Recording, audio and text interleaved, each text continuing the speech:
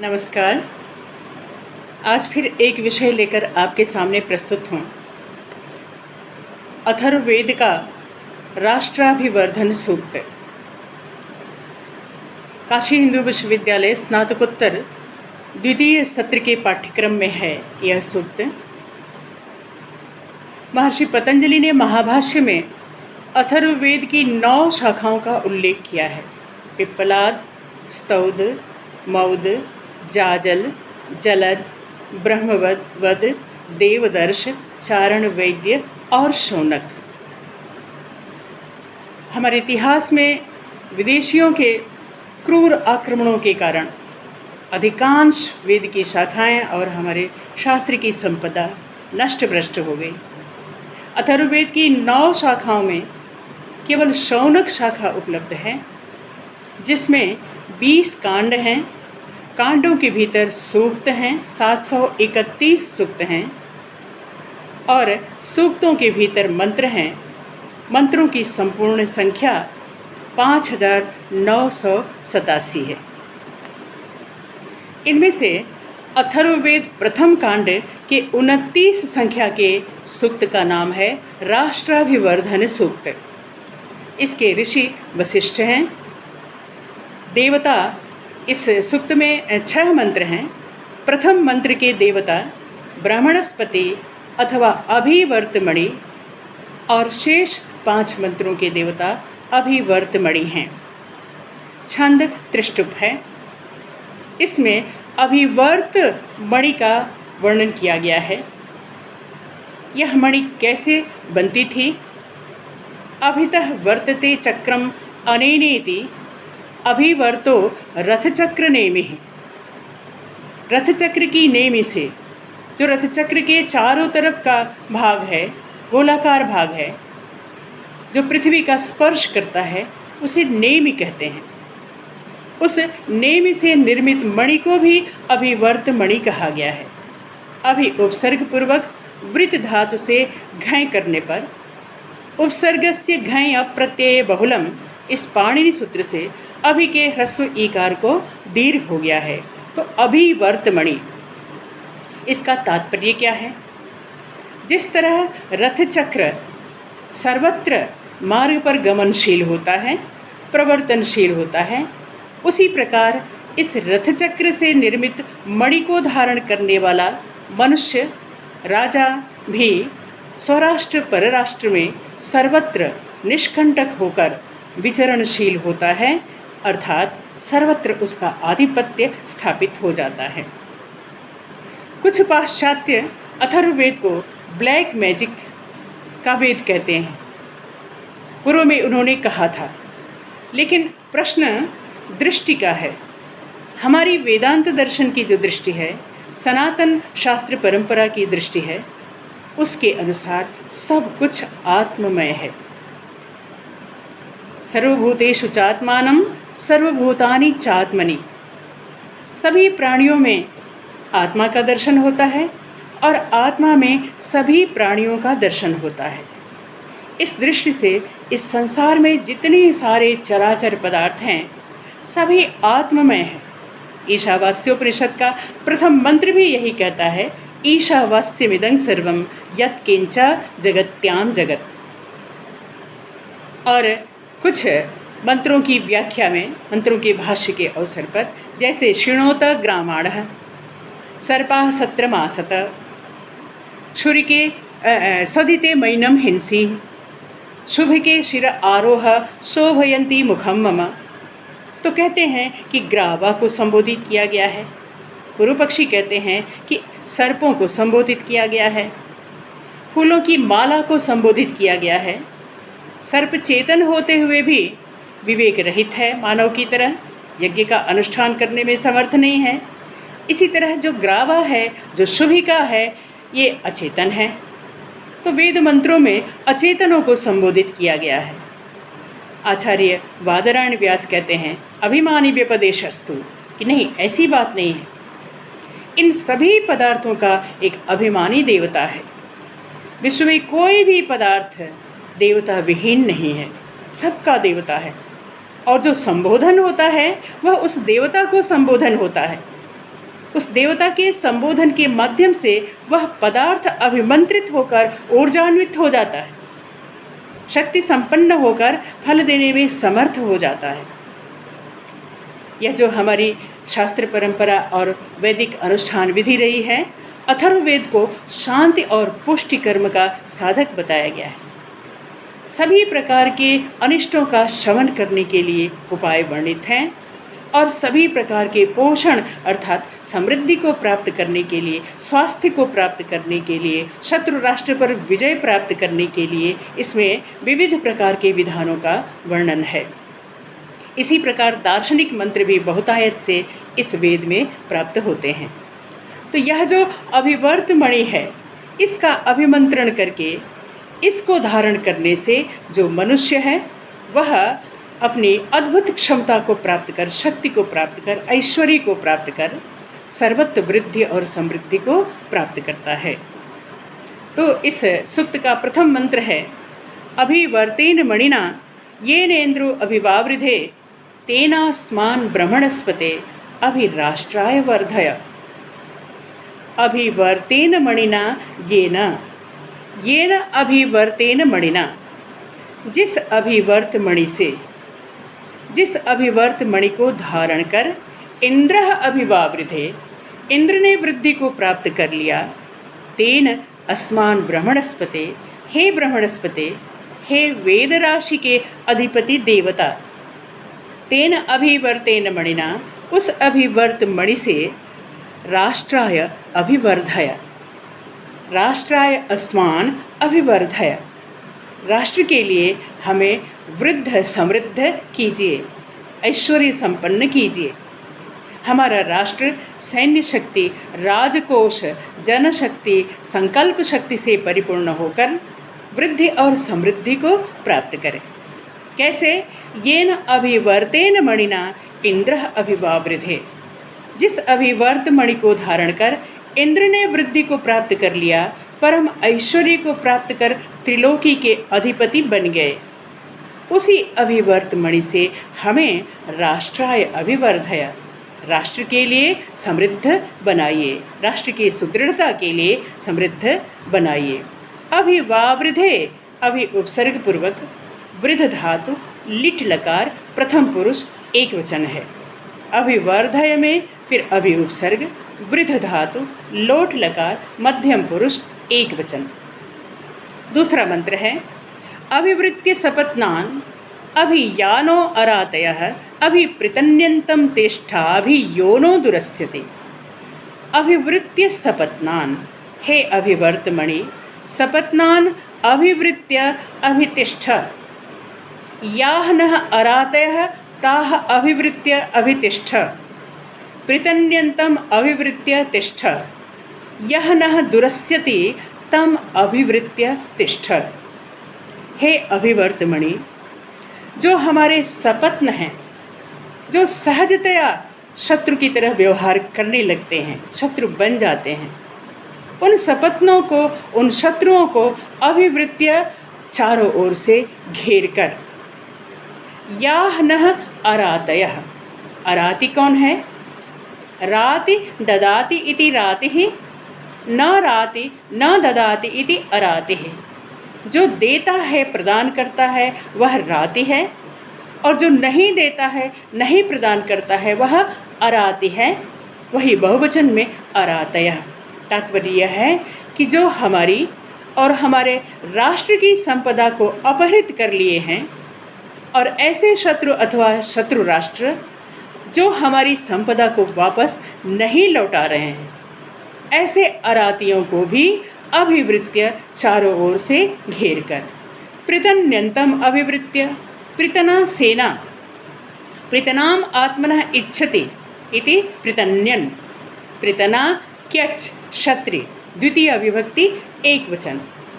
जो प्रतना की इच्छा करता है, सेना की इच्छा करता है, सैन्य शक्ति के साथ हमारे ऊपर आक्रमण करना चाहता है, उसको भी अभिवृत्य चारों ओर से घेर कर। और यह न दुरस्यते, दुरस्यते दुष्ट शब्द के स्थान पर दुरस आदेश, क्यच प्रत्यय, लट प्रथम पुरुष एक वचन। दुरस्यति दुष्ट आचरण करता है, दुराचरण करना चाहता है अथवा दुराचरण करता है, उसको भी अभिवृत्य चारों ओर से घेर कर किसको कहा जा रहा है, किसको संबोधन है? हे अभिवर्तमणि, क्या करो? अभितिष्ठ, परास्त करो, अभिभूत करो, स्थित होवो। तो हे अभिवर्तमणि, सपत्नान अभिवृत्य अभितिष्ठ, हमारे सहज शत्रुओं को चारों ओर से घेर कर अभिभूत, परास्त करो, स्थित होवो। याह नः अरातयः ताह अभिवृत्य अभितिष्ठ, जो हमारी अपहृत संपदा को नहीं लौटाने वाले हमारे शत्रु हैं, उन शत्रुओं को भी चारों ओर से घेर कर स्थित होवो।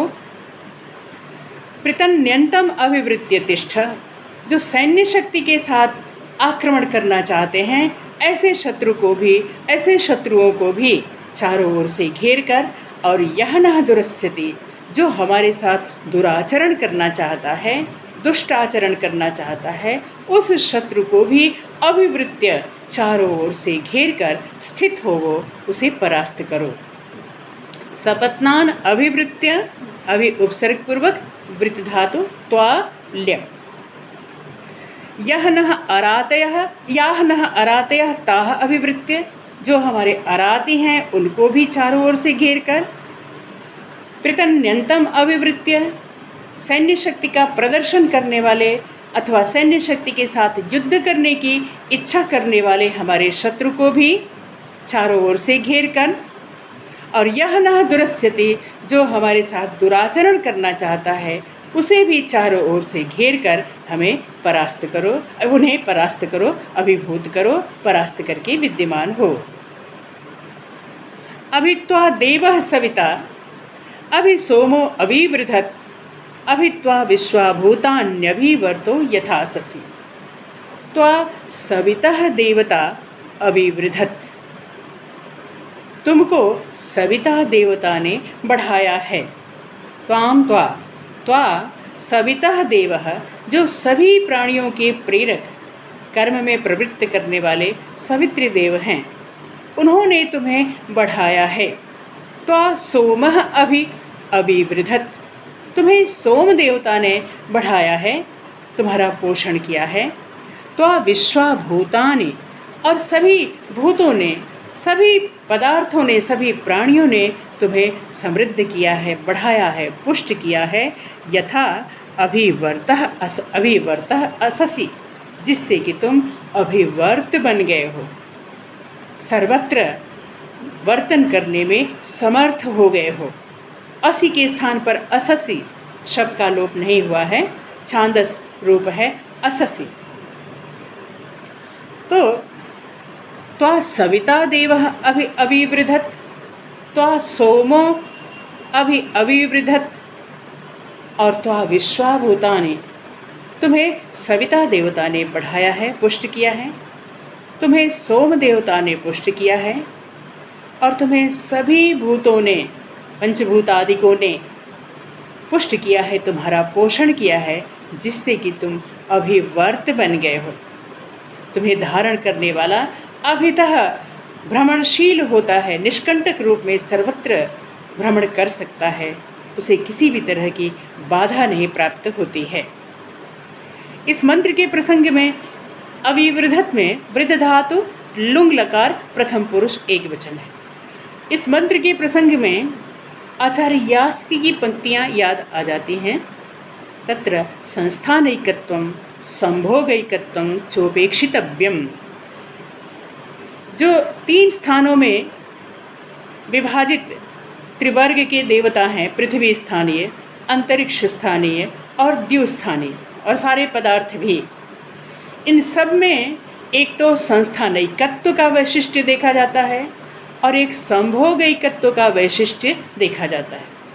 जैसे पृथ्वी पर पृथ्वी स्थानीय प्रमुख अग्निदेवता, उसके साथ साथ पृथ्वी स्थानीय सभी देवताओं का संस्थानैकत्व है, किंतु पृथ्वी स्थानीय नाना प्रकार की लताओं, जड़ी बूटियों, पदार्थों, प्राणियों को पुष्ट होने के लिए अन्य लोकों से सहायता की अपेक्षा होती है। अंतरिक्ष लोक और द्युलोक के साथ इनका संभोगैकत्व होता है। पर्जन्य से वृष्टि की अपेक्षा होती है, सूर्य से धूप की अपेक्षा होती है, वायु से इन्हें प्राण शक्ति की आवश्यकता होती है। इस तरह सभी भूतों से इन्हें पुष्ट करने का अवसर प्राप्त होता है। तो इस मंत्र में वही बात कही गई है कि हे अभिवर्त मणि, तुम्हें सवित्र देव ने बढ़ाया है, तुम्हें सोमदेव ने बढ़ाया है, तुम्हें सभी भूतों ने बढ़ाया है, तब जाकर के तुम कैसे बन गए हो? अभिवर्तः यथा अससि, यथा तुम अभिवर्तः अससि, जिससे कि तुम अभिवर्त बन गए हो। चौथा मंत्र है अभिवर्तो अभिभवः सपत्न क्षैणो मणिः राष्ट्राय मह्यम बद्धितां सपत्नेभ्यः पराभुवे। यह जो अभिवर्त मणि है वह कैसा है? अभिभवः, शत्रुओं को अभिभूत करने वाला, सपत्न क्षैणः, सपत्नों का जो सहज शत्रु बन जाते हैं उनका क्षय करने वाला।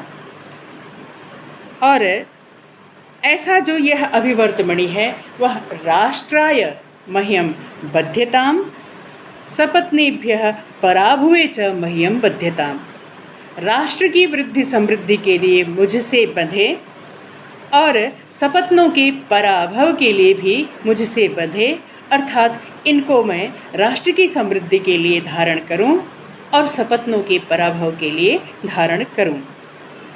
अभिवर्तो अभिभवः सपत्न क्षैणो मणि, अभिभवः शत्रुओं को अभिभूत करने वाला, सपत्न क्षैणः अभिवर्तो मणि, और सपत्नों का विनाश करने वाला जो अभिवर्त मणि है वह राष्ट्राय मह्यम बध्यताम सपत्नेभ्यः पराभुवे मह्यम बध्यताम, राष्ट्र के लिए मुझसे बंधे और सपत्नों के पराभव के लिए भी मुझसे बंधे, अर्थात राष्ट्र की समृद्धि के लिए मैं इस अभिवर्त मणि को धारण करूं और सपत्नों के क्षय के लिए भी मैं इस अभिवर्त मणि को धारण करूं।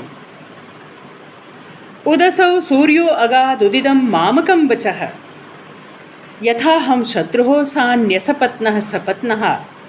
ये पांचवा मंत्र है। उदसौ सूर्यो अगात, उत असौ सूर्य अगात, असौ सूर्य उत अगात। यह जो सूर्य देवता हैं वह उदित हुए हैं, ऊर्ध्व स्थान में आरोहण किए हैं। असौ सूर्य उद अगात, उत और अगात, गा धातु लुंग लकार प्रथम पुरुष एक वचन, इड़ को गा आदेश हो जाता है। तो उदसौ सूर्यो अगात, असौ सूर्य उत अगात, ये सूर्य देवता ऊर्ध्व स्थान पर आरोहण किए हुए हैं, उदित हुए हैं।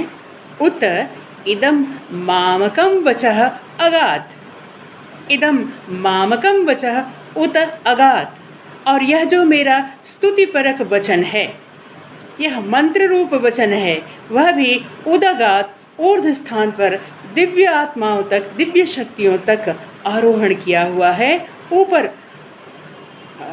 उत्कर्ष किया हुआ है, जिससे कि यथा अहम, जिससे कि मैं शत्रुः असानि, शत्रु का हनन करने वाला हो जाऊं, असपत्नः असानि, सपत्न रहित हो जाऊं, और यदि कोई सपत्न शेष रह जाते हैं तो सपत्नः असानि, तो उन सपत्नों का हनन करने वाला, वध करने वाला भी हो जाऊं।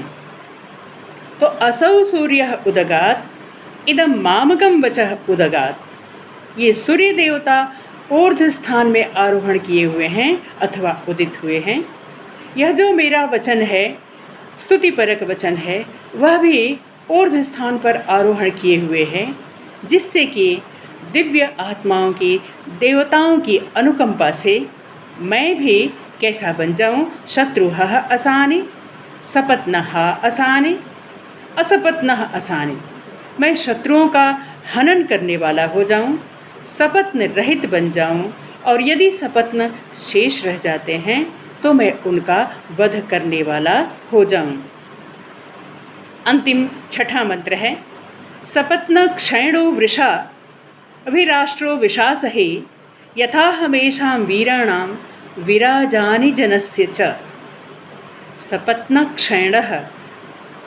पूर्व के मंत्र से 2 पंक्तियां लेंगे।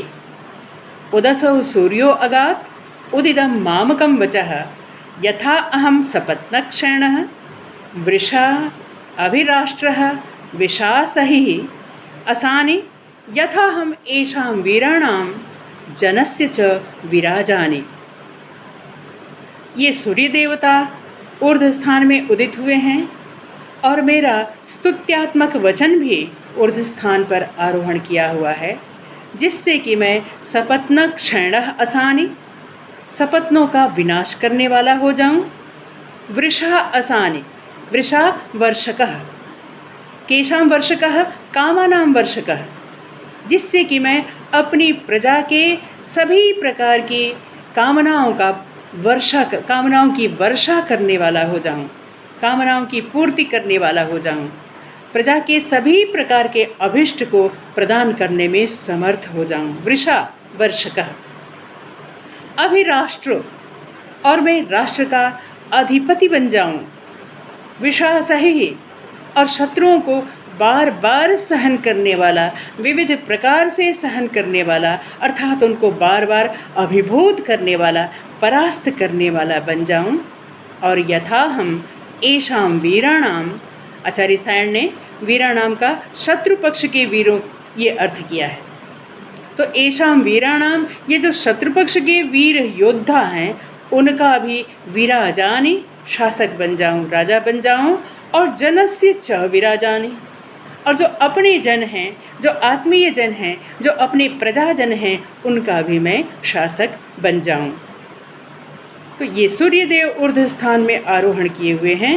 मेरा स्तुत्यात्मक वचन भी ऊर्ध्व स्थान में आरोहण किया हुआ है, जिससे कि मैं देवताओं की अनुकंपा प्राप्त करके अपनी प्रजा की कामनाओं की पूर्ति करने वाला हो जाऊं, सपत्नों का विनाश करने वाला हो जाऊं, शत्रुओं को बार बार विविध प्रकार से अभिभूत करने वाला हो जाऊं, अभिराष्ट्र, और राष्ट्र का अधिपति हो जाऊं।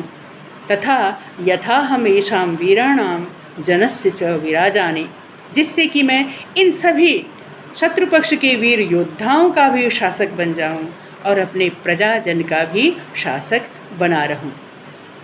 तो इस प्रकार यह जो राष्ट्राभिवर्धन सूक्त है, इस राष्ट्राभिवर्धन सूक्त में अभिवर्त मणि को धारण करने के विधान का संकेत है।